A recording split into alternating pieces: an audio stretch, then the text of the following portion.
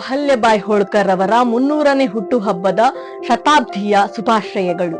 ಮೇ 31, 1725 ಮಂಕೋಜಿ ಶಿಂದೆ ಮತ್ತು ಸುಶೀಲಾ ಶಿಂದೆಯವರ ಪುತ್ರಿಯಾಗಿ ಮಹಾರಾಷ್ಟ್ರದ ಈಗಿನ ಚೌಂಡಿ ಗ್ರಾಮದಲ್ಲಿ ಜನಿಸ್ತಾರೆ.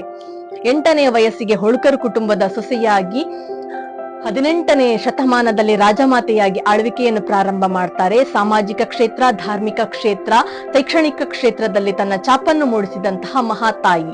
ಅದಲ್ಲದೆ ಮಹಿಳೆಯರನ್ನು ಸ್ವಾವಲಂಬಿಯಾಗಿ ಉದ್ಯೋಗದಲ್ಲಿ ಬಲಪಡಿಸಬೇಕು, ತನ್ನ ಸೇನೆಯಲ್ಲಿ ಮಹಿಳೆಯರು ಇರಬೇಕು ಅಂತ ಹೇಳಿ ವಿಶೇಷವಾದಂತಹ ತರಬೇತಿಯನ್ನು ನೀಡಿದಂತಹ ತಾಯಿ.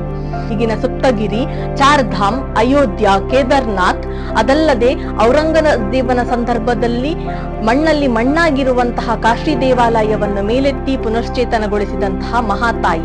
ತನ್ನ ಅಧಿಕಾರಾವಧಿಯಲ್ಲಿ ಭಾರತದ ಉದ್ದಗಲಕ್ಕೂ 3115 ದೇವಾಲಯಗಳು, 12 ಜ್ಯೋತಿರ್ಲಿಂಗ ದೇವಸ್ಥಾನಗಳನ್ನು ಪುನಶ್ಚೇತನಗೊಳಿಸಿದಂತಹ ಕೀರ್ತಿ ಇವರದ್ದು.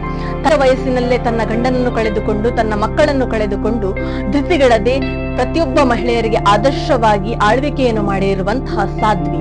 ಇವರ ಅದೆಷ್ಟೋ ಸ್ಫೂರ್ತಿಗಳು ನಮ್ಮ ಜೀವನದ ಚಿಲುಮೆಗಳಾಗಬೇಕು. ಎಲ್ಲರಿಗೂ ಇವರು ಹಾಕಿರುವಂತಹ ಮಾರ್ಗ ಪಾಠವಾಗಬೇಕು. ಧನ್ಯವಾದ.